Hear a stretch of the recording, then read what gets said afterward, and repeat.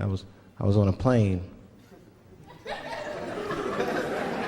I was coming from overseas, and I don't know how this guy got a machine gun on the plane, but he stood up, man. He said, "Everybody, get on the fucking ground! Nobody look at my face!" I started freaking out. Because he was Chinese, I was like, why is he talking like that?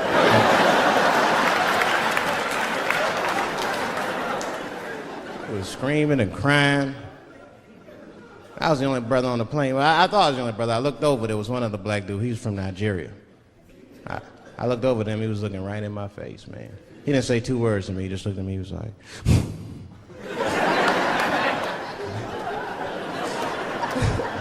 He didn't need to talk, I knew just what he was talking about. I looked right back at him, I was like...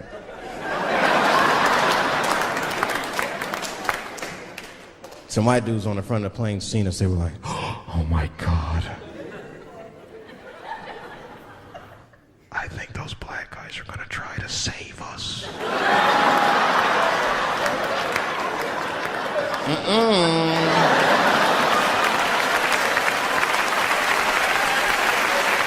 We were just communicating that we understood the situation.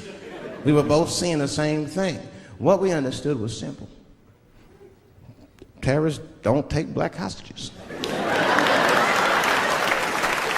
That's the truth. I have yet to see one of us on the news reading a hostage letter and shit. They is treating us good. We all chilling and shit. I'd like to give a shout out to Ray Ray and Big Steve and send some Newport.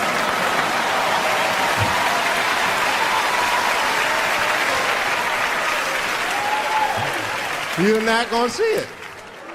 And terrorists are smart. They know what they're doing there, you know. They terrorists. They know it's black people's bad bargaining chips.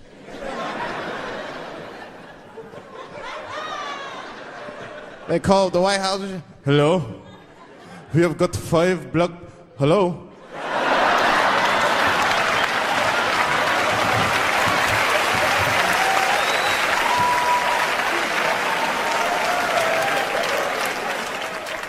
Really some scary shit. I gotta tell you, Harvey Weinstein's probably the first person that I ever looked at a photograph of and was like, yeah, he rapes. I'm not sure this motherfucker has a choice. Not a handsome man, not a lot of meat and extra skin on his face. Yeah, he's ugly. You know the sad part is, he's done so well in life, he probably doesn't know he's ugly. You know, when you're good looking, everybody will tell you, "Oh, you look wonderful, you're so great looking." But when you're ugly, you gotta figure that shit out for yourself. It's a lot of putting clues together through the years. Why am I not getting in the club? I got all the right shit on.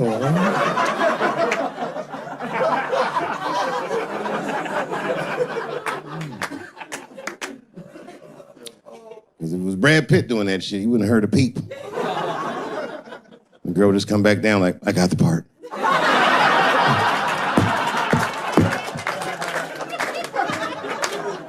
Yuck!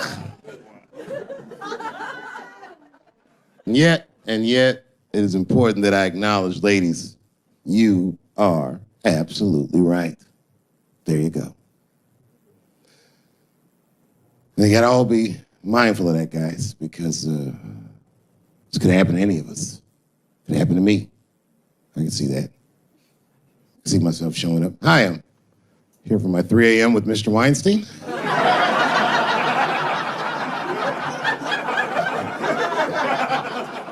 Hey, Harvey, I got your text. I'm here to talk about the script. Seems like it's gonna be hard to read in candlelight, but I guess I could try.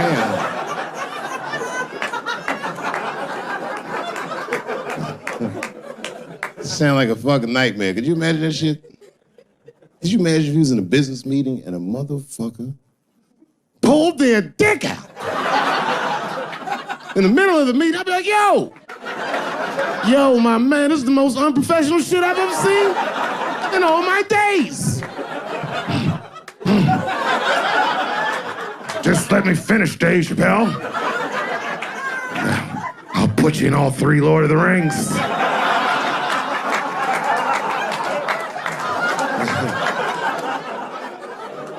Hurry up, nigga. I have other meetings, you know.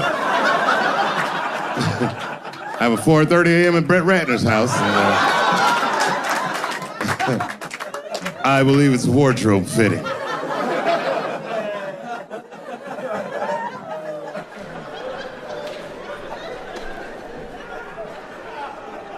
You gotta make life interesting like that, because the shit is flimsy. Life is flimsy. You think you're gonna live forever, you ain't not gonna live forever. It's dangerous out here. We know what's going on. I travel now, you know. I used to think DC had the roughest ghettos in the country. Nah, nigga, I have seen some shit now. Oh, there's some rough areas outside of DC.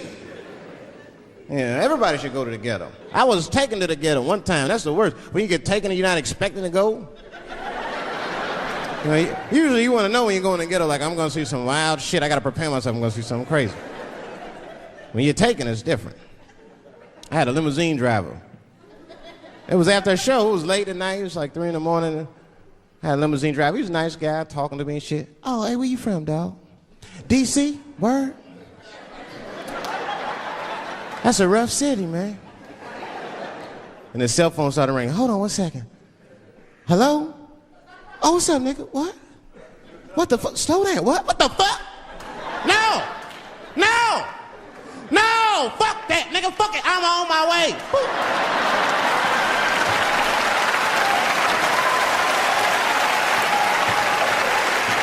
Hey. I gotta make a stop real quick. At 3 o'clock in the morning. I didn't know he was taking me to the ghetto at first. I started looking out the window. I was like, what the fuck? Is gun store, liquor store, gun store? Where the fuck you taking me? This don't look good. He didn't say shit. He just pulled up in front of an old rickety building that looked like a project. Now, I'd never been there before. I'm not sure if it was a project, but it certainly had all the familiar symptoms of a project. A fucking crackhead ran this way.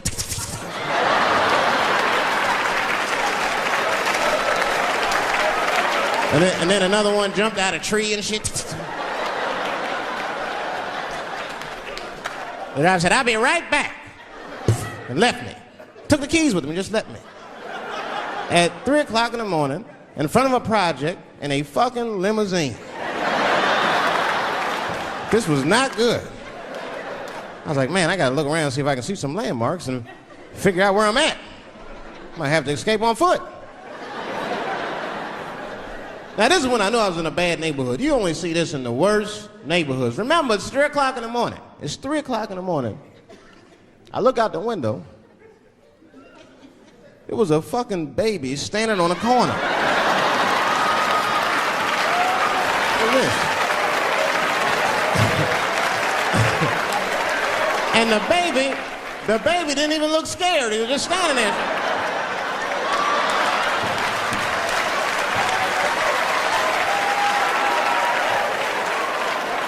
I mean, it made me sad, really. You know what I mean? Because I wanted to help the baby. I was like, I don't trust you either, I'm sorry. Click. Click. The old baby on the corner trick, eh? I'm not gonna fall for that shit. Where's this limousine driver? You know, I start feeling bad. As time goes by, I start feeling worse. Like, man, what is wrong with me? What the hell's wrong? I'm scared of a baby. And this baby could be in trouble. He might need my help. I gotta do something. But I wasn't gonna get out the car. I'm serious, man. I just cracked the window a little bit. There's an old limousine. I can roll it down.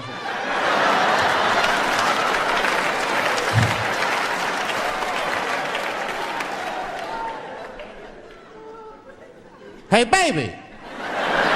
Baby, go home, man. It's 3 o'clock in the morning. What the fuck are you doing up? The baby said, I'm selling weed, nigga. I said, oh, shit.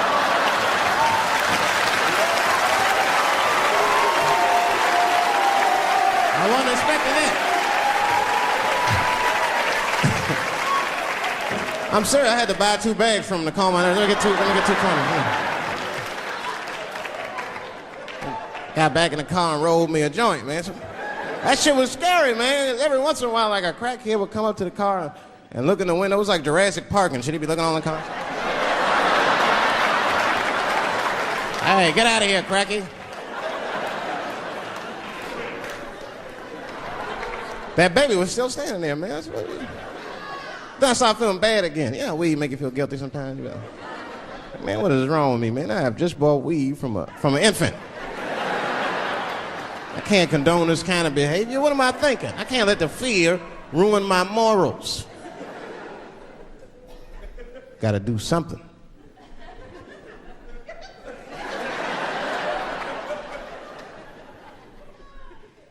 Hey, baby. Stop selling weed, all right? You got your whole life ahead of you. He said, fuck you, nigga, I got kids to feed. I said, God damn.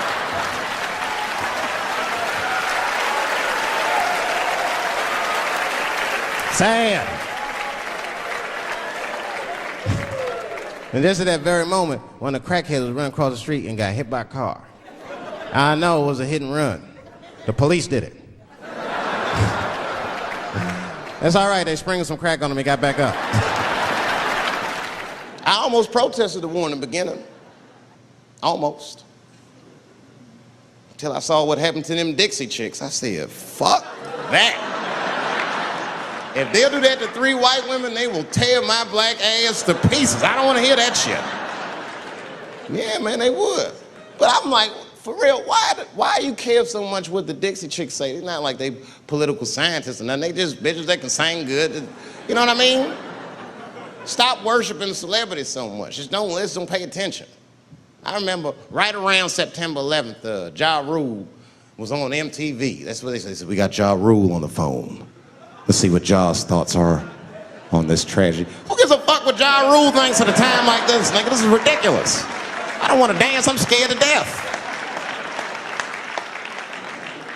I want some answers that Ja Rule might not have right now. You think when bad shit happens to me, I'll be in the crib like, oh my God, this is terrible. Could somebody please find Ja Rule, get hold of this motherfucker so I can make sense of all this. Where is Ja? Guide me, Ja Rule.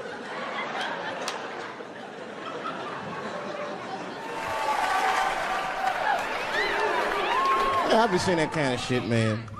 It's what it is. They use the TV to program us from a young age. You ever watch like a cartoon that you used to watch when you were little as an adult? That shit is wild shit. Some wild shit. I mean, like I was with my nephew. We sitting there, we watching Pepe Le Pew, and I say to my nephew, I say, now pay attention to this guy because he's funny. I used to watch him when I was little. And then we watched the Pepe Le Pew, and I'm old now. I'm looking like, good God, what kind of fucking rapist is this guy? Like, take it easy, Pepe. My nephew was sitting there cracking up. See, sometimes you gotta take the pussy like Pepe. Like, no.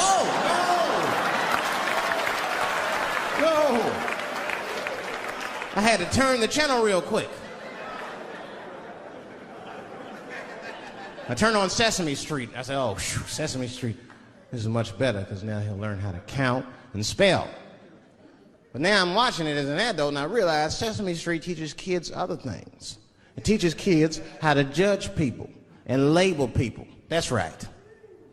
They got a character on there named Oscar. They treat this guy like shit the entire show. They judge him right in his face. Oscar, you are so mean. Isn't he, kids? Yeah, Oscar. You're a grouch. It's like, bitch, I live in a fucking trash can. I'm the poorest motherfucker on Sesame Street.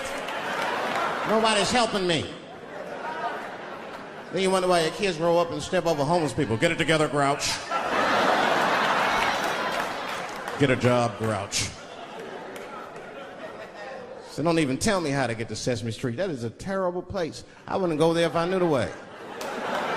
Who would want to live in a neighborhood like that? Fucking 6-foot pigeons walking around. And an elephant that's a junkie. Hyper. Yeah, that's right, Snuffy. Hi, Bird, I'm sick. I need some smack, Bird. The Cookie Monster with his eyes popping out his head, screaming, cookie, cookie, cookie, like, ugh. What kind of cookies are you talking about? Chocolate chips don't do that to people. And then they had the nerve to put a pimp on there. They didn't come out and say he's a pimp, but I know a pimp when I see one. They called him the Count. Had a cape and everything. You could see him pimping. Bitch, where is my money? You've been late 4 times, I've been counting. How many times must I smack you before you act right? 1, 2 smacks.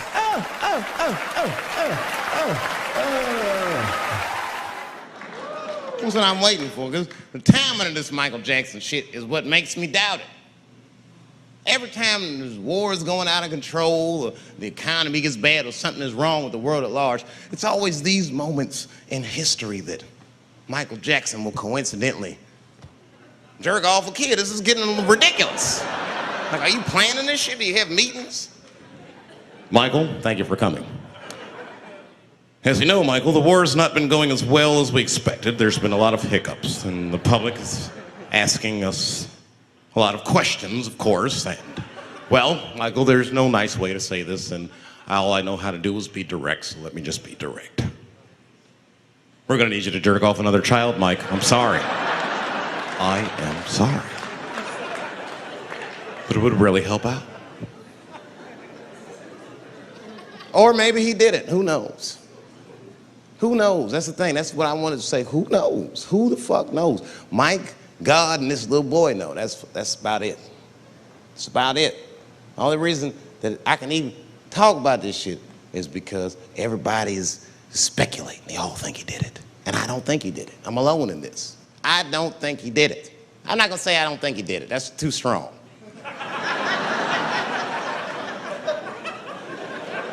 Let me just say I am reserving judgment until all the facts come out. But so far from what I heard, I mean, the kid said he was dying of cancer. He was in Make-A-Wish Foundation. He claims he had 2 weeks to live, and it was his dying wish to meet Michael Jackson. Come on, man, give me a fucking break. This kid is 10 years old. He don't remember Thriller. The fuck you want to meet Michael Jackson for, honestly? I remember Thriller, and I just, like, kind of want to meet this nigga. Like, I wouldn't break an appointment to meet him. I'll put it that way. I'd have to already be free. That's ridiculous. It's like if I'm dying in 2 weeks and go, oh, mama, get me in a room with Chubby Chocolate. I wouldn't want to meet that motherfucker. My last 2 weeks. Why not Usher or somebody like this? So then the kid claims he goes to Michael's house. This is where it all gets crazy. He does everything you'd expect at Michael's house. They climbed trees and rode roller coasters and Ferris wheels. The chef made cookies, pies, and cakes. They was petting a monkey and a giraffe, sang songs, kid shit. And in the middle of all this childlike activity, for some reason, Mike pulled out some wine and some pills and sucked his kid's dick. Folks, it hurts me to say it. And the kid had the nerve to call that abuse. Motherfucker, that is a good host. God damn, what else do you want? What else do you want? I'm lucky to get a glass of grape drink at my friend's house. Let alone a roller coaster ride and my dick sucked. Mike must be confused, like I brought you in my house, I fed you, I sucked your dick, and this is how you repay me, motherfuckers. This was your wish, not mine. Thought you were dying in 2 weeks. What happened to that motherfucker? I've been in court for 1.5 years. You get stronger every time I see you.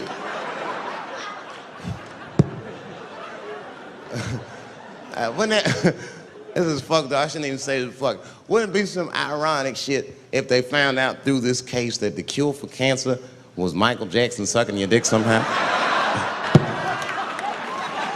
Like if Mike had powers like Green Mile and all the kids like, please, Mike, suck our dicks. Never again. He didn't appreciate it.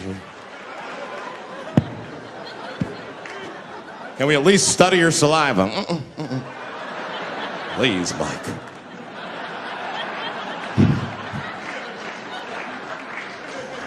Oh my God. But there's a more important reason that I would stop doing comedy right now. And this reason is the real reason that's been percolating, and it really is the crowd, not you. I'm talking about the crowd on the big stage. It's too hard to entertain a country whose ears are so brittle. Motherfuckers are so sensitive, the whole country is turned into bitch-ass niggas.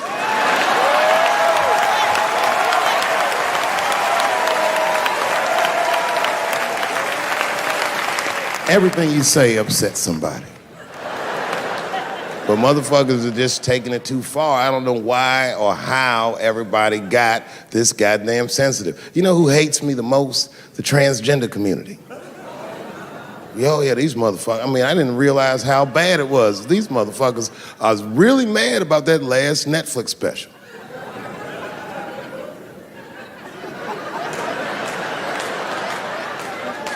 It's tough, man. I don't know what to do about it because I like them.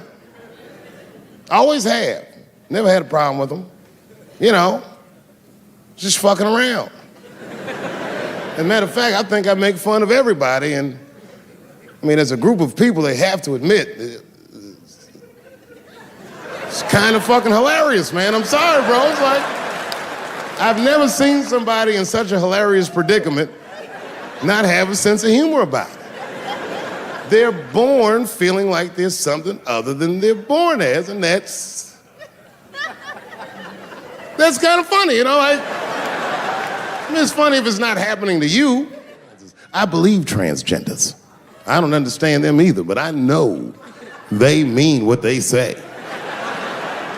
Them niggas cut their dicks off. That's all the proof I need. I've never seen somebody just throw their dick away. Don't need it.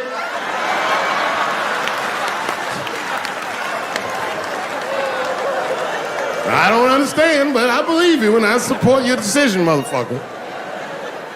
I was doing a show. I was in Portland, Oregon, and I was checked in a hotel under the name Charles Edward Cheese.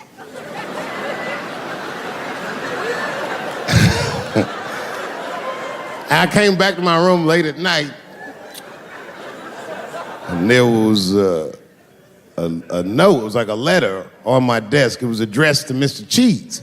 So obviously, I'm going to assume that whoever wrote this letter must be an intimate friend of mine. This is not some kind of name that a person would just guess. But then I open the letter, and it turns out I don't know this person at all. It's a fan letter. You know, I'm not even used to the idea that I have fans, but I'm grateful for it. And I don't read those letters. Be nice if I did, but realistically, it's like, what am I, Santa Claus, nigga? I don't have time for this. Like, got shit I want to do. I'm trying to chill. Read all these dreams and wishes from strangers, but I read it. I'd already opened it. So I just read the whole letter. And you know what, man? Whoever wrote this letter truly loves me. I mean, they were really fucking nice in the letter. And then they described to me what it was like to come to the show, how excited they were, how much fun they were having. And then they said that when I got to my jokes about transgenders, that they were, quote, devastated. Because it turns out that whoever wrote the letter was transgender. Now, I'm going to be real for a second. As a policy, you got to understand, I never feel bad about anything I say up here.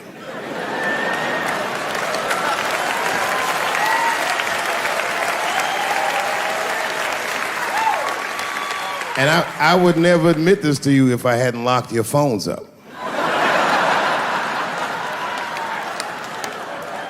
But it was the weirdest thing. Like, when I read this letter, this shit made me feel bad. I didn't feel bad about what I said, you understand? I felt bad that I made somebody else feel bad. To be honest, I don't even know what I said that upset that person. I have so many transgender jokes.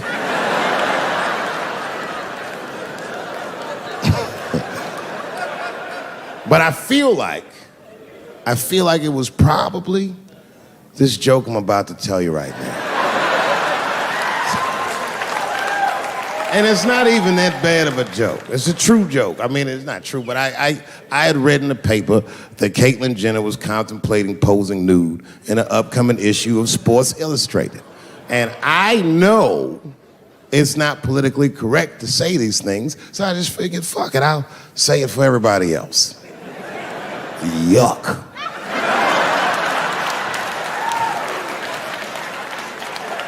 You know, sometimes I just want to read some stats. I don't know why you're gonna cram some man pussy in the middle of the sports page like this. I just didn't think that was the place for it. But I wasn't saying anything like Caitlyn Jenner's a bad person. I'm not mad at her for doing it. Not even mad at Sports Illustrated. If I'm mad at somebody, I'm probably just mad at myself. You understand? Because deep down, I know that I am not strong enough to not look at those pictures.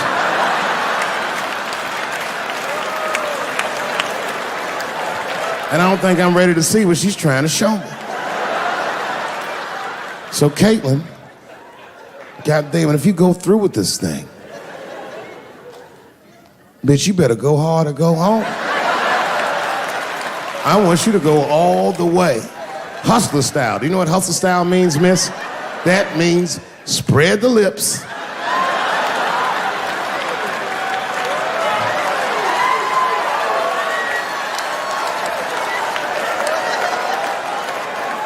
I hope she spreads her lips and there's an itty bitty dick inside. Ah!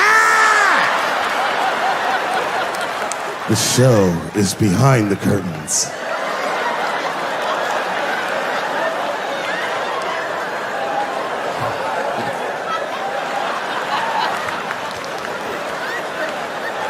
I don't know what I said that upset that person. You know, I can remember when it all started. It was when I was doing Chappelle show. When I was doing Chappelle show, I used to do the show, and then on the weekends, I do like concerts and shit like that. So I'm doing a concert, and there was a couple in the front row. Beautiful couple. The wife was obviously Asian. You could see it in her face.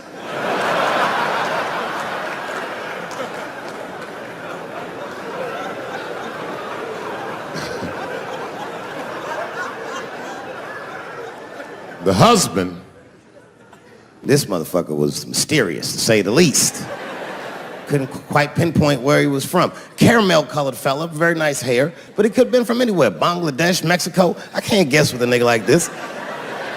All I knew for sure about this guy is that his wife was a bitch. I could see that in her face, too. No, he was laughing and having a good time, and she was scowling at me at a goddamn comedy show. I couldn't figure it out. And then I realized at some point that she was pregnant, and I was smoking on stage. I said, oh my God, that's probably why she's mad. So I started to put my cigarette out, but then she hit me with one of them fake non-smoker calls. So I just kept smoking. I thought to myself, bitch, that babe will be fine, relax. And I tried to break the tension. I just asked her. That's all I said. I go, hey, where are you guys from anyway? And I could tell that she was on to me. She goes, very condescendingly, she says, I'm from California. If you're asking my ethnicity, I am Chinese. And her husband was just cool about the shit. He was like, I'm Mexican, bro. I said, well, I'm sorry if I offended you by asking. But you're a very beautiful couple. And miss, there's no question that you're gonna give birth to the hardest working baby this world has ever seen.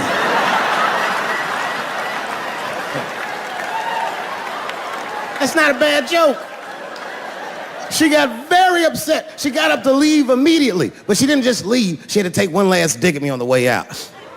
I will never buy one of your fucking DVDs again, Dave Chappelle.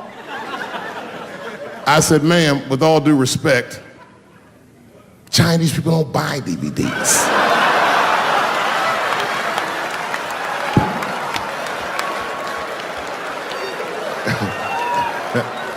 And the crowd went crazy. We were all laughing, having a good time. I didn't even think anything of it.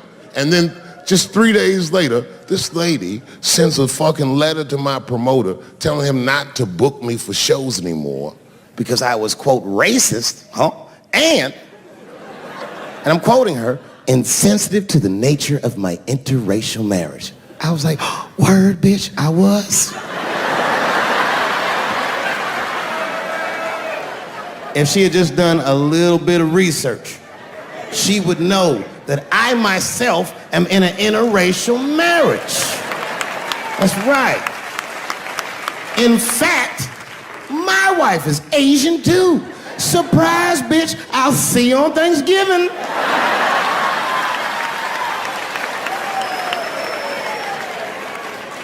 But my wife's not Chinese. She's Filipino. That's right. And our kids are Puerto Rican somehow, so there you go.